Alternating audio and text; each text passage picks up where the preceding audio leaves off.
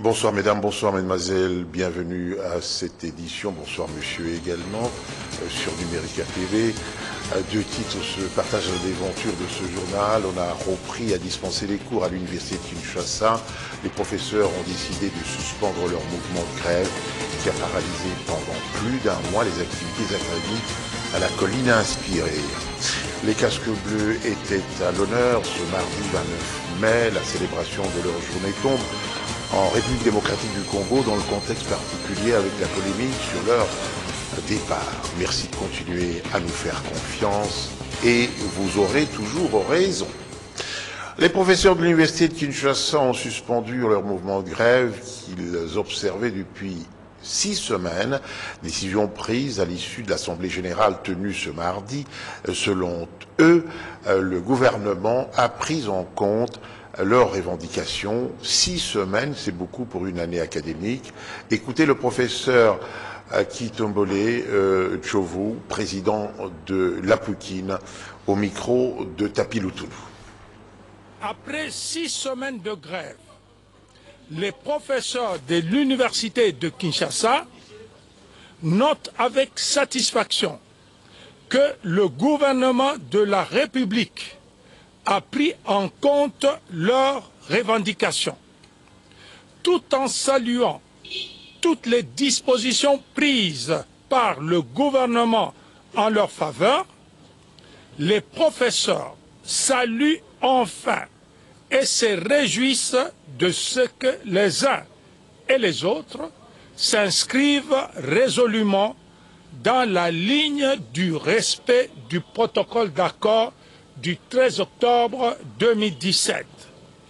Eu égard à ce qui précède, les professeurs de l'université de Kinshasa décident de suspendre leur grève.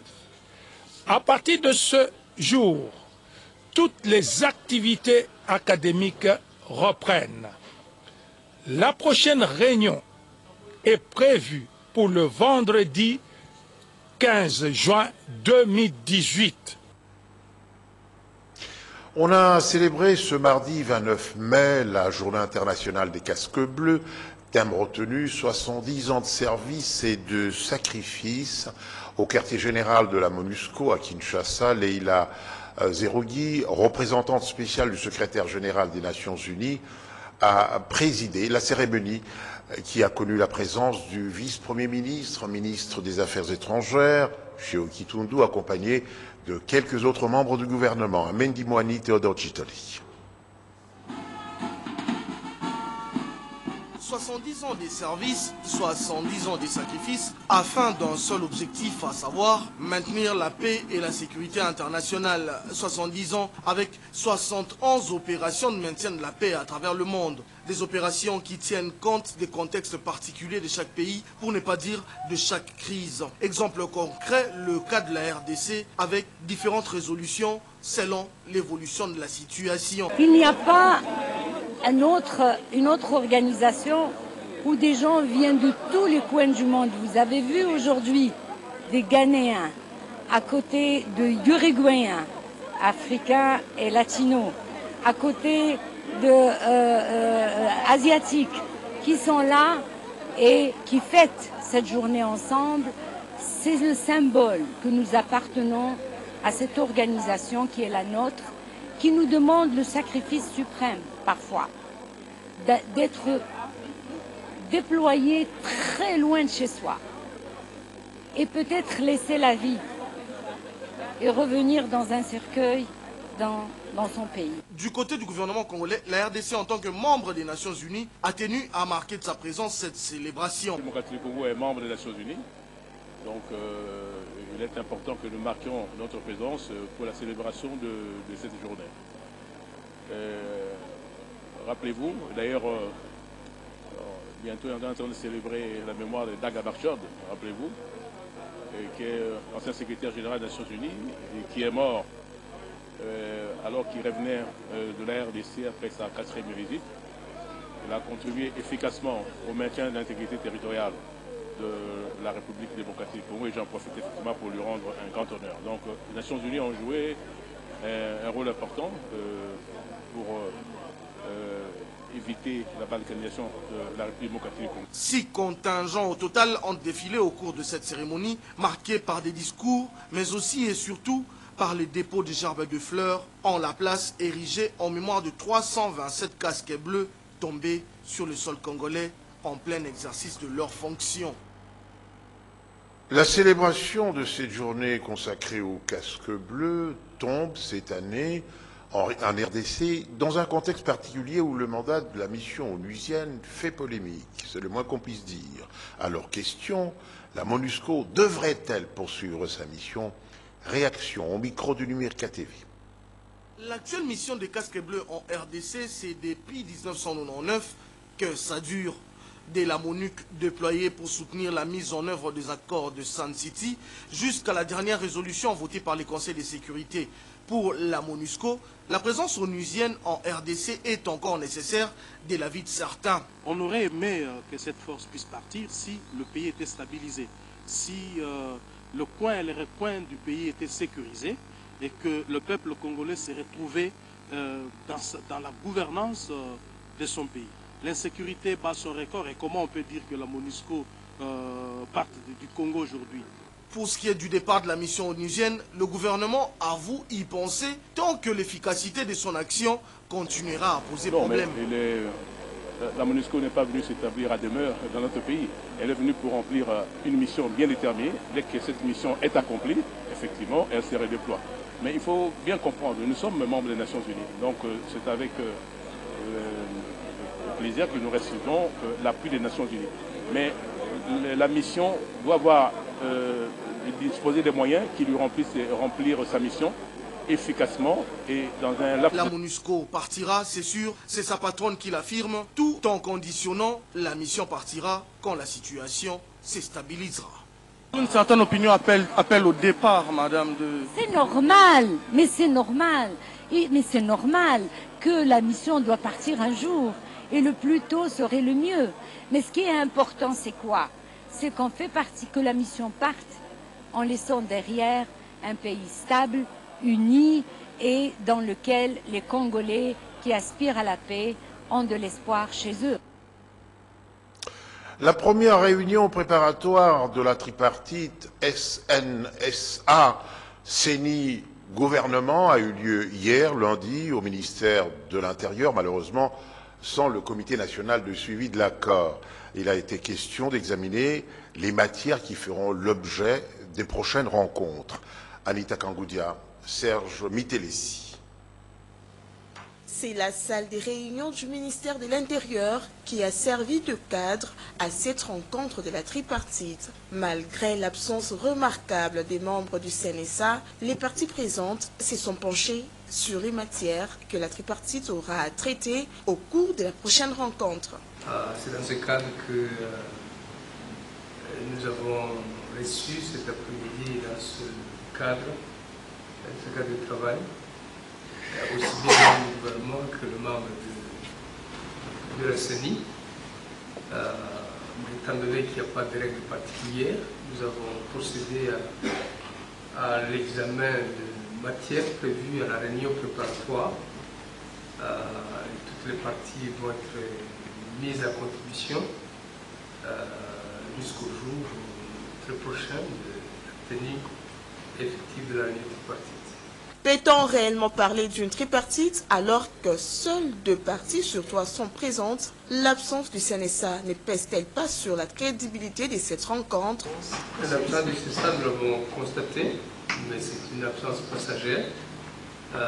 Il n'existe pas de loi ni de règlement particulier qui régisse la tripartite. Nous fonctionnons sur base des règles d'usage et c'est ce que nous avons appliqué. Il aurait été la CENI qui n'était pas là, on aurait procédé exactement de la loi. Notez que cette réunion n'est qu'une première d'une série de réunions préparatoires qui permettront d'aboutir à une tripartite proprement dite. Tout de suite avec vous, Élisée Mafou, on va parler de la collecte des fonds organisée par l'Agence des Nations Unies qui s'occupe de la population. Et puis, les choses de l'esprit, avec ce festival international du théâtre qui va se dérouler à Kinshasa. Oui, le Fonds des Nations Unies pour la population a organisé la collecte des fonds pour la prise en charge médicale et la réinsertion sociale des femmes souffrant de la fistule. Selon l'Agence des Nations Unies, près de 50 000 femmes sont victimes de cette maladie en RDC. Bienvenue Babois. La soirée avait pour objectif principal de dire haut et fort non à la fistule, mais aussi lancer un message fort pour celles qui souffrent en silence de cette maladie. La maladie du déshonneur est un calvaire pour celles qui en souffrent. Sans aucune envie et sans forcer les choses, je déféquais, j'urinais de soi.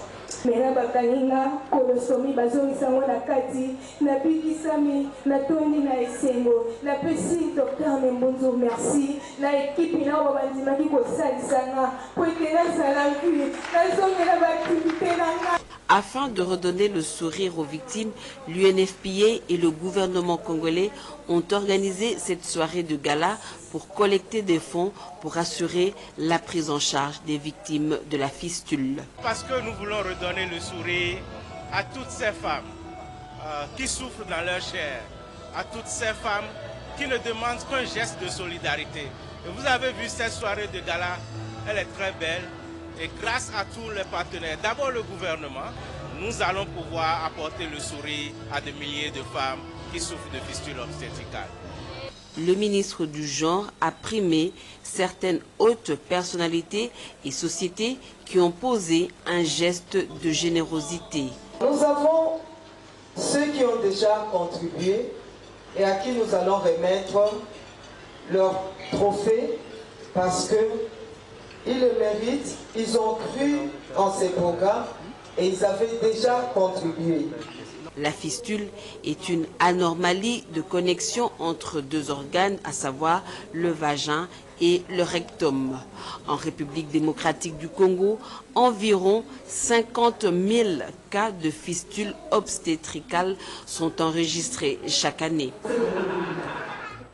Tout à fait autre chose, la deuxième édition du trophée Rien sans les femmes a eu lieu lundi à Kinshasa. Ce trophée récompense les personnes qui se distinguent dans la mise en application effective de la parité en République démocratique du Congo. Jenny Kilele, Rick Dongal. C'est devant un parterre d'invités venus du Rwanda, Burundi et de l'Ouganda, le corps diplomatique, les secrétaires généraux des ministères et partenaires internationaux que la structure Rien sans les femmes a publié les rapports des activités du monitoring sur la parité menées au sein des institutions publiques et communales. Cette étude s'est étalée sur les articles 32 et 36 de la Constitution qui plaident en faveur de la mise en application du droit de la femme et de la parité. Pour Fifi Baka, intégrer la dimension genre, c'est donner chance égale dans tous les processus de la conquête au pouvoir. Nous avons tiré ça de la loi, excusez-moi, pas de la Constitution, sur base des articles 32 et 36 de la loi portant modalité d'application des droits de la femme et de la parité, qui demandent respectivement aux institutions tant publiques, nationales, provinciales, de pouvoir publier les mesures prises, de faire une évaluation annuelle des mesures prises en faveur de la promotion des droits de femmes. Et l'article 36 demande à ce qu'on puisse prendre des mesures de discrimination positives. Donc c'est un travail que nous avons commencé l'année passée avec beaucoup de défis, avec beaucoup de difficultés, parce que la plupart de l'administration ne voulait même pas collaborer avec nos équipes. Donc pour eux, les concepts de genre, le problème de genre, c'est le problème des femmes. Les ministres du genre, famille, enfants et droits humains, ainsi que l'ambassadeur de la Suède, ont salué les efforts du gouvernement pour la mise en œuvre de la parité, malgré la faible représentation de femmes dans les instances de décision. Solange Ouachiga, coordonnatrice nationale de Rien sans les femmes, fixe l'opinion sur la clôture des activités du projet Tushiriki Wote, financé par Alerte Internationale et l'ambassade de Suède qui a renforcé économiquement la femme de la République démocratique du Congo. Cette cérémonie a été aussi marquée par la remise du trophée de la deuxième édition Rien sans les femmes au ministre de la fonction publique Michel Bongongo pour avoir nommé 6 femmes au titre de secrétaires généraux, aussi aux ONG et partis politiques qui militent pour la parité égalitaire à tous les niveaux. Culture, Kinshasa va abriter du 1er au 8 juin prochain la 8e édition du Festival international du théâtre dénommé Sans ça se passe à Kinshasa. Thème choisi, la démocratie, annonce fait ce mardi au cours d'une conférence de presse organisée à l'Institut français Myrte et Kuba et Alain Zongola. Le Festival international de théâtre Ça se passe à Kin relate l'histoire artistique de la République démocratique du Congo et a pour ambition développer un théâtre-terrain qui correspond aux données de la culture populaire, marqué par une mémoire, une présence de l'espace et du temps au quotidien. Les artistes d'ici et d'ailleurs y prendront part. La direction du festival s'emploie à promouvoir les talents de jeunes artistes. On ne va pas tous faire comme fait Sobé, on ne va pas tout faire, on va pas faire tous la même chose. Ce que nous proposons est différent. Il faut vraiment l'accepter. C'est différent. C'est pas Saï, c'est non. Je pense que Saï et Sobé, c'est des artistes que je respecte, mais ils ont déjà une tribune, ils ont déjà des scènes où ils se produisent. Le travail que nous proposons est différent. Je pense qu'il faut venir assister une fois à une représentation et voir ces différences. En marge de ce festival, des spectacles, des lectures et des rencontres professionnelles seront organisés. Les artistes se produiront au tarmac des auteurs, au Centre Wallonie-Bruxelles et à l'Institut français. En sport, le ministère de tutelle a officiellement notifié la FECOFA sur sa décision initialement prévue au 31 mai. Au 31 mai, la dérogation prolonge la fin de la saison jusqu'au 15 juillet prochain. Conséquence, le championnat de la Ligue nationale de football va se poursuivre. Junior Bopé, Maïjere Chumak. C'est dans son bureau de travail au Stade des Martyrs que M. Barthélemy Okito, secrétaire général au sport et loisirs, a notifié la FECOFA sur l'arrêté portant dérogation spéciale à la limitation des saisons sportives pris par le ministre des Sports et Loisirs. Barthélemy Okito a tenu à préciser à la presse que cette dérogation était accordée pour sauver la Coupe du Congo. On a pensé plus privilégier le championnat du Congo. Parce que la UNAFOOT doit s'organiser pour terminer son championnat programmé comme la saison sportive commence le 1er août et se termine le 31 mai. Les entités doivent s'organiser pour terminer leur championnat. Ce qui nous intéressait le plus au niveau du ministère, c'est le championnat du Congo. Le secrétaire général a aussi souligné qu'aucune autre dérogation ne sera accordée après les 45 jours ajoutés. Donc, au 15 juillet, il n'y aura plus une autre dérogation parce que, comme vous le savez, le championnat se termine, la saison sportive se termine le 31 mai. Il y a 2 mois de repos, le mois de juin et le mois de juillet pour les athlètes. Donc nous avons récupéré les repos de 45 jours des athlètes, mais il faut laisser au moins les 15 jours pour le repos des athlètes. Commencer peut-être vers le 15 août, le 15 août ou le 20 août pour permettre aux athlètes de continuer à se reposer. Le ministre des Sports et Loisirs a joué sa partition, à la l'UNAFOOT de jouer la sienne. Hors de nos frontières, les 4 principaux protagonistes de la crise libyenne parlent enfin d'une même et seule voix. Ils s'engagent à travailler ensemble pour les élections prévues le 10 décembre prochain. Emmanuel Macron, qui a organisé la rencontre et à Paris, l'a qualifié d'étape clé pour la reconstruction du pays. Place à présent à la revue de presse. Les journaux parus ce mardi dans la capitale ont été sélectionnés par Tapi Loutounou. Les commentaires sont de Nadine Maïfila.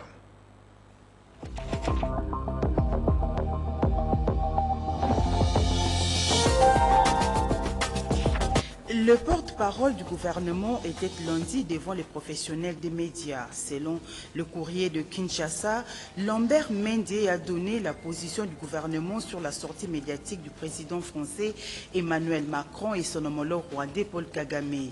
La RDC, a-t-il dit, être jalouse de sa souveraineté ne laissera personne, État ou groupe d'intérêt, s'ingérer dans ses affaires intérieures et de se substituer au peuple congolais. pour décider de son devenir.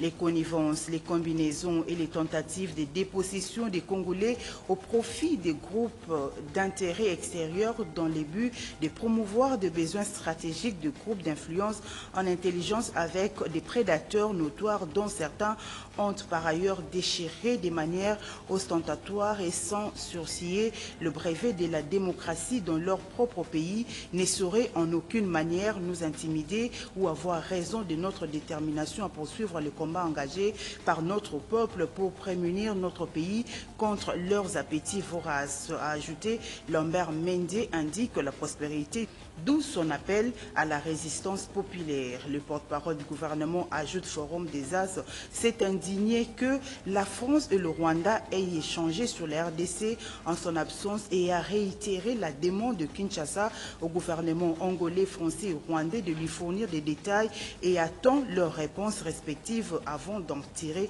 les conséquences. Le même journal s'est intéressé également à la tripartite CENI-CNSA gouvernement, une réunion à laquelle Olengankoy a brouillé par son absence, une absence que le ministre en charge de la décentralisation a minimisée. De son côté, la cité africaine veut savoir si les responsables de la plateforme Ensemble seront à mesure de relever les défis de la mobilisation réalisée par l'UDPS à la place Sainte-Thérèse Angéli. Réponse le 9 juin prochain. Voilà tout pour ce soir, Kibambi. Merci Nadine. Il paraît que j'ai dit, je ne sais pas n'importe quoi, au lieu de dire CNSA. Voilà. Fin de ce journal. Merci de nous avoir suivis. Bonne suite de programme sur Numérica TV. Au revoir.